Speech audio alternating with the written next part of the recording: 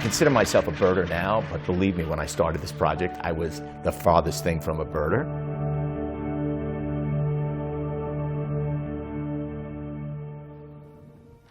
My name's Stephen Wilkes. I'm a photographer and a fine artist. I've been taking pictures for most of my adult life. Well, my first photographs were actually taken through a microscope when I was about 12 years old. I was very interested in science. When I take pictures, that's my language. And if I can touch you with my language, if I can share something with you that will inspire you to say, wow, I've never seen anything like that.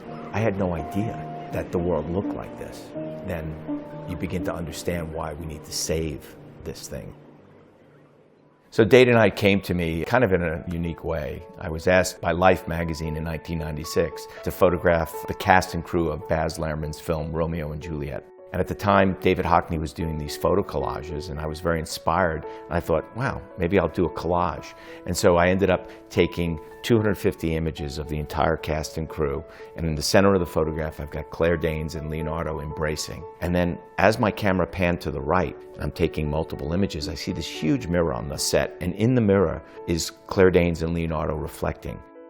And for that one photograph, I asked them to kiss. And then I came back to New York and spent 2 weeks putting this massive image together by hand. And when I looked at it on my table, I was like, oh my God, this is crazy. I'm changing time in a photograph. And that concept stayed with me for almost 16 years until technology now allows me to do it in a way that's seamless. The first photograph I did, Day to Night, was the High Line. I looked at the High Line and I loved the fact that it was cool during lunchtime, but it was really kind of spooky at night. And I remember having this conversation with a photo editor saying, you know, it'd be really kind of cool if I could shoot north to south, day to night in one picture. And she was like, are you kidding me? Is that even possible? And I didn't know. I thought, well, we could try. And that's really where Day to Night came about. Why does a still photograph only have to be a single moment? Why can't we take multiple moments, hundreds of moments, and layer them into one single image? Day to Night started with me photographing New York City. It evolved from that into shooting the national parks, using people as a narrative. And then it went from the national parks to the Serengeti. That's the first time that I didn't have a human narrative, but I had a wildlife narrative in my picture.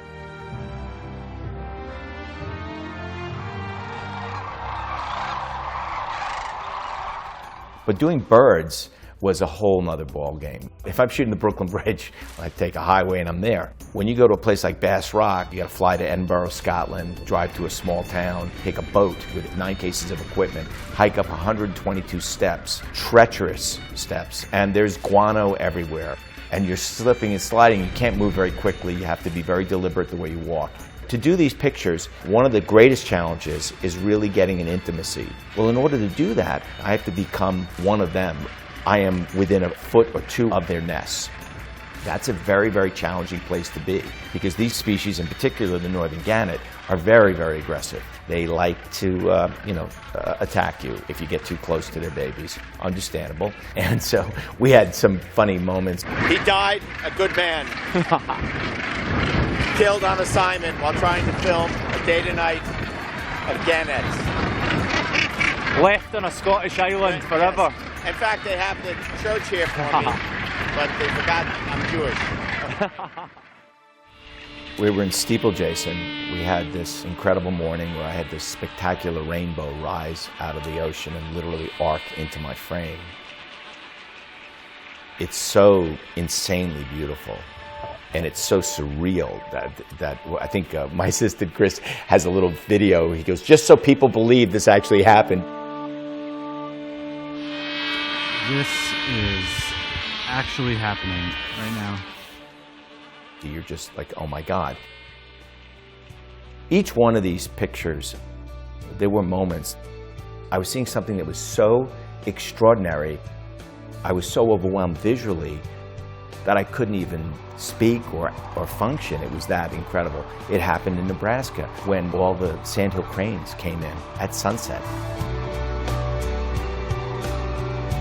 I understand now why I'm a birder and why people do this and why they spend their lives, following these species, because it is one of the most extraordinary things I've ever witnessed.